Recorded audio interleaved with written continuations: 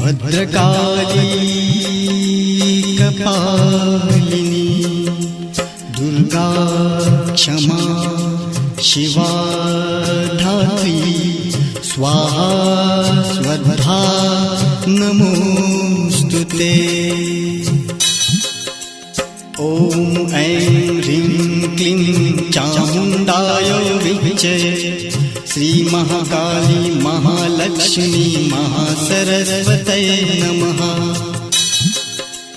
ॐ जयन्ती मंगला काली भद्रकाली कपालिनी दुर्गा क्षमा शिवा धात्री स्वाहा स्वधा नमोस्तुते।